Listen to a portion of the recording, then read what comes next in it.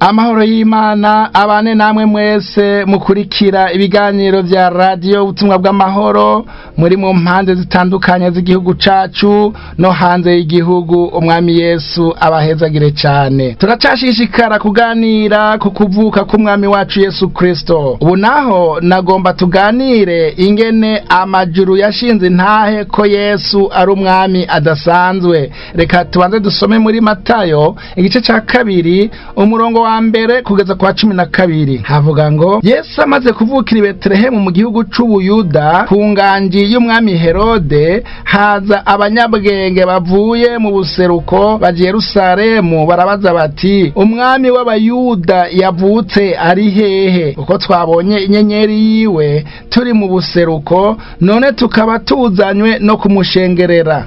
Umwami Herode avyumvise ahagarikana umutima n'abi Yerusalemu bose, akoranya abakuru b'abaherezi n'abanyabwenge b'ivyanditswe bose bo muri ubwo bwoko, arababaza ati, Kristo azovukira hehe? Bati, ni Betelehemu mu gihugu c'Yudaya, niko vyanditswe n'umuntu yavugishwa n'Imana ngo, kandi wowe Betelehemu mu ntara y'Ubuyuda nturi mutoya mu baganwa b'Ubuyuda, kuko kuri wewe hazova ubuganza, niwe azoragira abantu banje b'Abisirayeli. Buno Herodi ahamagaza b'abanyabwenge mu mpisho, arabasiguza igihe iyo nyenyeri yabonekeye, abatuma i Betelehemu ati, mugende mubaze mushirutse umwete ivy'uwo mwana, nimwamubona muce muza kumbarira ngo nanje ngende kumushengerera. Nabo bumvise iryo jambo ry'umwami baragenda, maze iyo nyenyeri babonye mu buseruko irabarongora ibashikana hejuru yaho uwo mwana ari, ihagararaho. Babonye iyo nyenyeri buzura umunezero mwinshi cane, bashitse mu nzu babona uwo mwana na Mariya nyina wiwe, barapfukama baramusenga, barumura ibiseke vyabo, bamushikanira amashikanwa, izahabu, imibavu n'isenga. Ivyo bihe baburirwa n'Imana mu ndoto ngo ntibasubire guca kwa Herode, baca bajana iyindi nzira bisubirira mu gihugu ciwabo.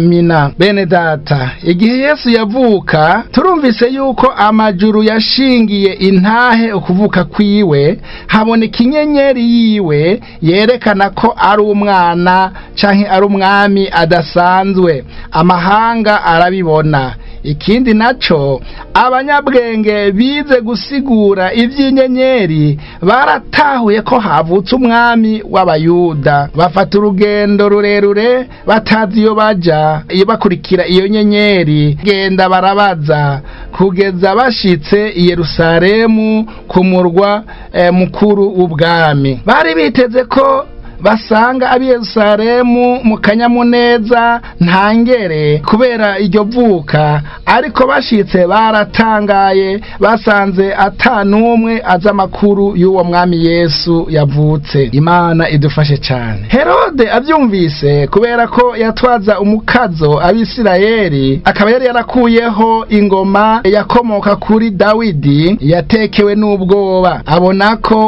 ubutegetsi bwiwe burangiye. Umwami Herode yaciye ahamagara abazi akahise n'ivyavuzwe n'abavugishwa n'Imana, abasaba ngo bamubwire ahazovukira umucunguzi w'Abisirayeli. Nabo bamubwira ko ari i Betelehemu.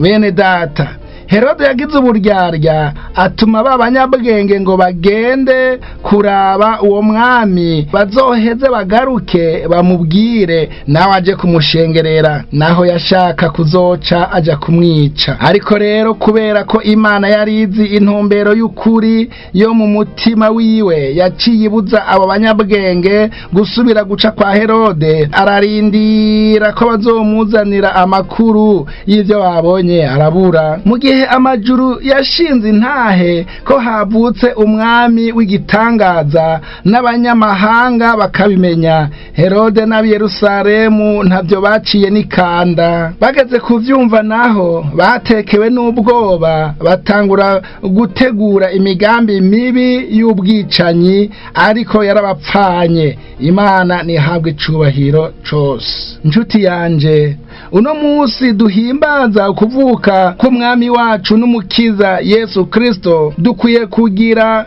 mu mitima yacu ivyiyumviro nk'ivy'abo banyabwenge b'inyenyeri bavuye kure cane baje kumushengerera, kumusenga no kumushikanira ibintu vy'igiciro kinini cane, ariko ntitube nka Herode n'abiwe batekewe n'ubwoba bw'uko havutse uwubarusha ububasha aje kwamira abakora ibibi ataco binona. Yesu atugirire neza. Nshuti mukundwa, utarakira Yesu urahombye cyane, kuko niwe mukiza, atanga agakiza, aharira ibyaha, akiza indwara zose, yuzuye urukundo n'imbabazi, kandi niwe azotujana mu ijuru. Ndakwinginze rero uce bugufi, wihane, usenge uti: Mwami Yesu, akira ubugingo bwanje, ndabuguhaye ubutegeke, kuko uri umwami adasanzwe. Ndakwakiriye, ndakwimitse umutima wanje, umbera umwami n'umukiza ubugingo bwanje, unjana aho ugomba, unkoresha ibyo ugomba, hanyuma umpe kuguhimbara, uzonjane mu ijuru. Ndabisavye mu izina ry'umwami n'umukiza wacu Yesu Kristo, amen. Mwari kumwe na mwene so Pasteur Rukushi Domitien. Imana ibampera umugisha kandi mushishikare kugira Noheli nziza.